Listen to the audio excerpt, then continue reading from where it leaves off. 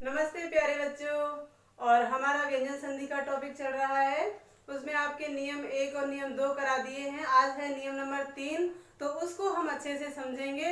लगेगी पूरी व्यंजन संधि एक जैसी, जैसे इसमें भी यही नियम आया था, इसमें भी।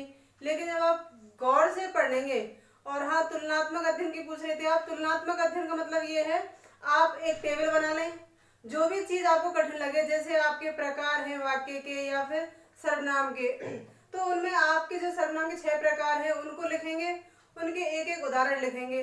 तो आपको कहीं ना कहीं जो प्रश्नवाचक सर्वनाम है, जैसे इस तरह से कहीं ना कहीं कोई चीज निकल के आएगी अलग से, तो ऐसे पहचान करेंगे। तुलनात्मक अध्ययन का यही मतलब हो गया कि आपको याद हो जाएगा कि कौन से उसका प्रकार का कौन सा उदाहरण है। इस तरह से तुलनात्मक अध्ययन ऐसे ही संधियों में करना।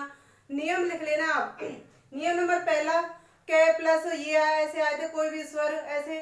तो अब हम मतलब ऐसे ही आपको नियम नंबर 2 के भी प्लस वाले वो इस तरह से करने हैं। और अब तीसरा कर लेते हैं, तो अभी शुरू करते हैं। नियम नंबर 3, मैं के साथ, मैं है ये वाला, के साथ प्लस में, कैसे मैं तक के, कैसे मैं तक के, यहाँ शायद फॉक्स पढ़ रहा होगा, आपको नहीं दिख रहा हो। कैसे मैं तक के किसी भी वर्ण के मेल पर, मैं है यहाँ पर, इसमें कैसे मैं तक का कोई भी वर्ण हो, कैसे मैं का के स्थान पर, मतलब ये होता है ना ये, और प्लस में कैसे मैं तक का है, तो इनका जो संधि बनेगी, इनका नियम, तो इसका जो है ये तो ऐसे ही रहेगा, लेकिन ये वाला जो क्या है इसका पंचम अक्षर बन जाएगा ये वाला। ये जो मैं है ना, हमेशा ये बदल के इसका पंचम अक्षर हो जाएगा। तो चाहे अगर अगर ये आ रही छ की लाइन आ रही है, तो इसका पंचम अक्षर ये हो जाएगा। ट आ रहा है तो इसका पंचम अक्षर ये हो जाएगा। इस तरह से बदल जाएगा, तो ये बदल जाएगा। मैं के स्थान पर मिलने वाले वर्ण का अंतिम नासिक वर्ण बन जाएगा। तो ये नासिक वर्ण है, यम गणना आपको कराए थे, ये नासिक वर्ण है। तो कल इससे पहले वाले नियम में भी नासिक वर्ण आए थे, समझाया था मैंने आपको। तो ध्यान रखना, जब हम मैं के बाद में जो हमारा प्लस से पहले है मैं, इसके बाद में कैसे मैं तक के, या फिर कहे तो स्पर्शी व्यंजन, कैसे मैं तक स्पर्शी व्यंजन आते हैं, तो जो भी वर्ग का कोई सा भी आ रहा है, चाहे आ रहा है आपका द आ रहा है, तो द का पंचम अक्षर क्या होगा, ने, त थ द ध ने, बे आ रहा है तो इसका पंचम अक्षर क्या होगा, मैं। तो यहां पर आपका मैं के बाद में कोई सा भी अक्षर आ जाए, मैं के प्लस में, जो मैं है हमारा, इसके प्लस में कोई सा भी अक्षर आ जाए, कैसे मैं तक, कैसे मैं तक कोई सा भी अक्षर आ जाए, तो इस जो अक्षर आया है इसका पंचम अक्षर हो जाएगा। जैसे ये हो जाएंगे, ये हो जाएगा, ये हो जाएगा, ये हो जाएगा, ये और ये, इस तरह से ये बन जाएंगे इनके स्थान पर। और ये हमारा ऐसे ही रहेगा। ये कई बार अब देखो आजकल क्या होने लग गया, नासिक वर्ण बन जाएगा। आजकल नासिक वर्ण के स्थान पर अनुस्वार, और इस ये अनुस्वार होता है, यहाँ आपको नहीं दिख रहा हो तो अनुस्वार ये अनुस्वार है। अनुस्वार भी मान्य है, पंचम अक्षर भी सही है, और अगर आपको नहीं लिखना आ रहा तो अनुस्वार भी मान्य है। जैसे मैं प्लस स्पर्शी व्यंजन, मतलब कैसे मैं तक के।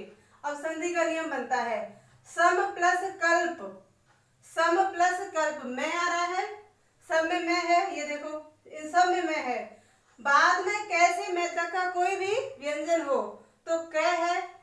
अब देखो मैं बदल गया, किसका, इसका पंचम अक्षर बन गया ये अणे, और ये और फिर कै, ये कै इसमें ये जुड़ गया, और कल्प, तो अणे तो ये है ही, कै है यहाँ पर है, हलंत की जरूरत नहीं है। संकल्प, ये भी सही है, ये भी सही है, नियम के हिसाब से देखें ये है, अगर आप ये भी लिखते तो ये भी सही है। के में प्लस चय, चन,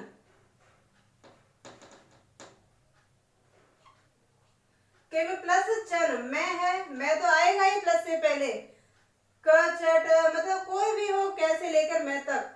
तो इसका देखो, चाहे हम इसको ये बना दें, ये तो अनुस्वार भी सही है, और ये बना दिया इसका 5वां अक्षर, ये भी सही है। एक ही चीज आएगी, या तो अनुस्वार बनाना या फिर ये बनाना, दोनों ही सही है अपनी जगह पर। सम प्लस पूर्ण, यहाँ पर हमने इसको अनुस्वार बना दिया, ये भी सही है। अनुस्वार नहीं बनाया तो भी सही है, क्योंकि पै का पंचम अक्षर मैं होता है, तो ये भी सही है। अलम प्लस कार, अलम प्लस कार में देखो मैं का इसका पंचम अक्षर ये बन गया, कार ये आ गया। चाहे ये लिख लो चाहे ये लिख लो, ये भी सही है। और अगर संस्कृत में देखते हैं ना, तो इनको ही सही माना जाता है, इनको अनुस्वार वालों को नहीं माना जाता, वहां फिर अलग नियम लगते हैं। तो हिंदी में तो ये दोनों को माने लगे, तभी तो कह रहे हैं आजकल नासिक वर्ण के स्थान पर अनुस्वार भी मान्य है। शम प्लस कर, मैं का इसका पंचम अक्षर बन गया ये अण, और कर।